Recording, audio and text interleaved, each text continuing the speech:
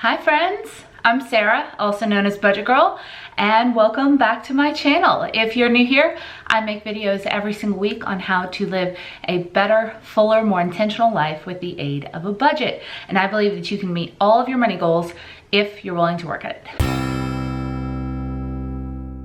So today I have kind of a side long offshoot.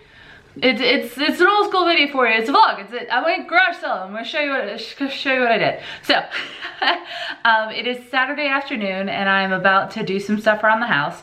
But this morning, my boyfriend Jacob and I decided to go to some stuff that was happening around town. He had seen a couple of bazaar type things that were happening, little kind of junk sales, and wanted to take me to him because he knows I like picking. So we went to a couple places and then we went to a yard sale that we found on the way back, and that's mainly what I want to show you because that's mainly the place I bought stuff from. But first I wanted to tell you about why I don't particularly like, well, a certain section of like junk sales, like organized craft fairs, junk sale type things.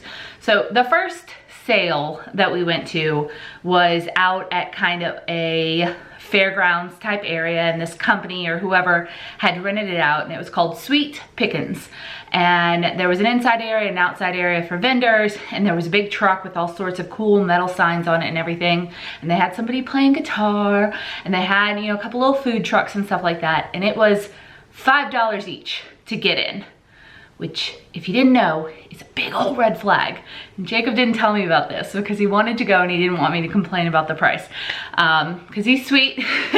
But I am kind of a veteran junker, yard sailor, thrifty, cheapo person, and he is on the newer side of this. So, but we went all the way out there, so we went in, paid 10 bucks to get in, and it's freaking MLMs.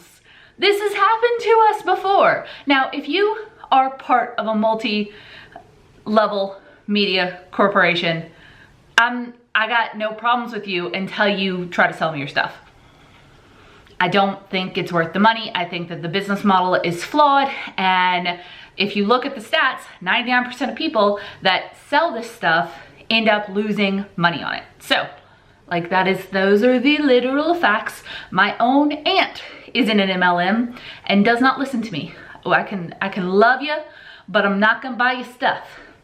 And I'm not gonna say like, yeah, you should do an MLM to start a side business to like pay off debt or meet your money goals. I'm never ever gonna do it.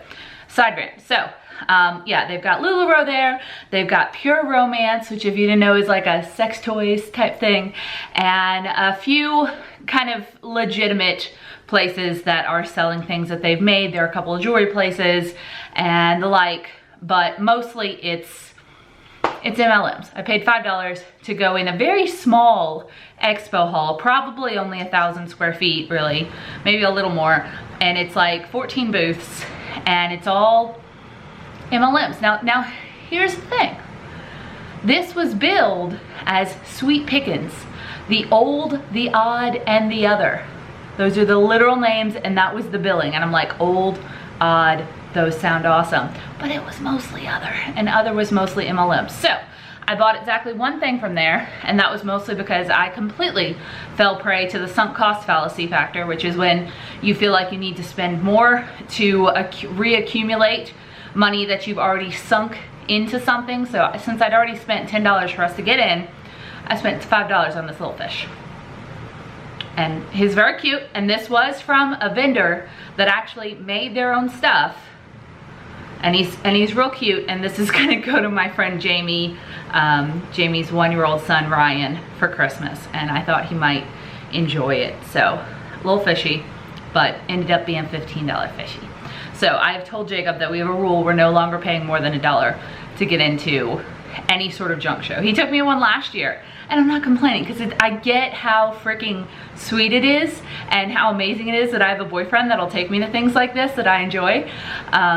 But I hate wasting money, and I feel like I wasted money on that. So we went to another thing once, and it was billed similarly, like junk sellers or something like that. And we went, and it was like all MLMs. And you know, there's 1 or 2 booths there where they are actually selling legitimate stuff, but the prices are so crazy high you can't, it's insane. Now, I am all for paying like a reasonable price for handcrafted items. I love buying pottery. I love buying pottery. I bought a piece of pottery at the next place, and I'll get to that in a second. But, and jewelry and all sorts of stuff, and I love supporting artists, but my money and my budget has to come first every single time. And I can't meet my money goals if I'm overpaying for just junk. So I try to be very intentional about what I bring into my life, and that's also what I try to tell you guys to do, is make sure that you can afford it, that you can pay cash for it. You're not ever charging any, you know, your future for anything that you want now, and that it'll serve you really well in some way. So, while this will not serve me, this will serve my friend, and this will be a sweet little Christmas present for Ryan.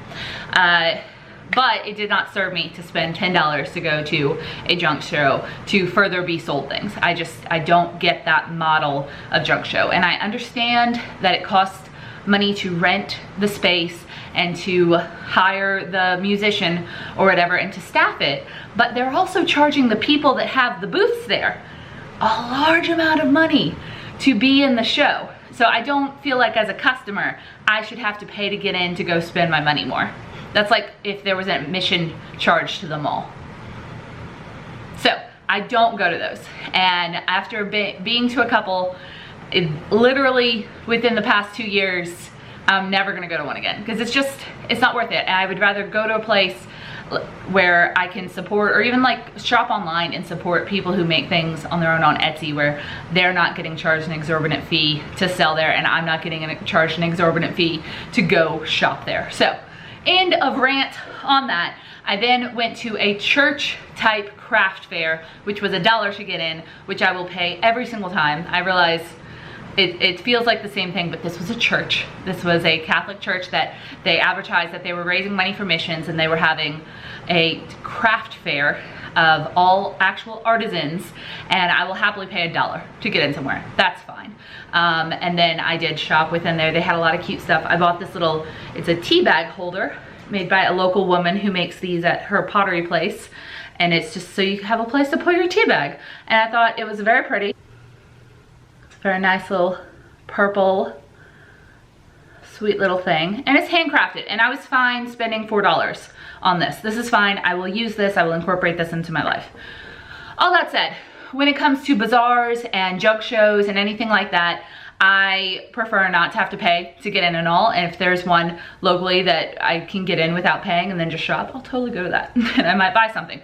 But my favorite type of secondhand selling or type of buying is yard sales. And we found a yard sale on the way home, and it was an excellent one.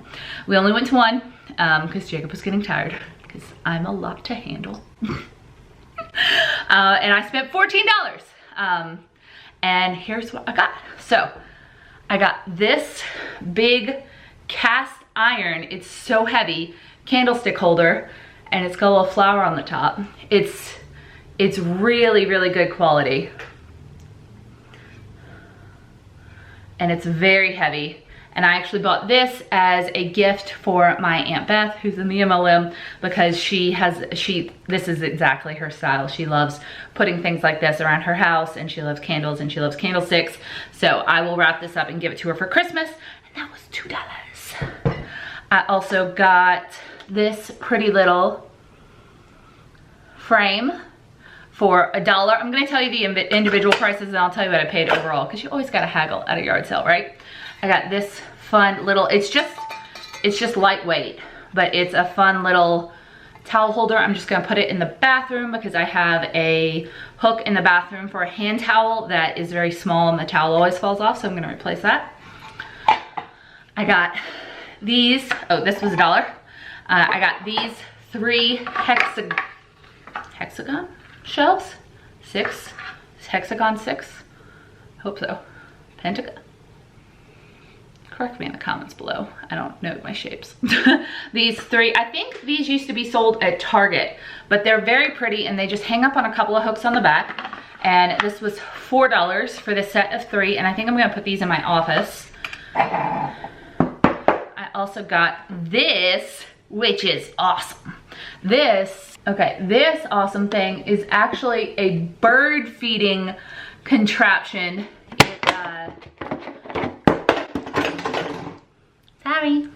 So this is the actual thing. And you can screw any like 2-liter bottle onto it and fill this part with birdseed, and then it funnels out the side. So there's a little there, and then there's a little bird thing for them. And I thought that was just too cool to pass up for $2. I'm gonna put a different bottle on it. It does have this nice handle, but this bottle's just a little beaten up, so maybe I can find a better one. And yeah, I thought this was really cool and a nice way to feed the little birds out on my porch. So $2. I also got a set of these for $1. I already put one up right there. It's gonna be to hold back my porch curtains. And I thought that was cool. And also, you can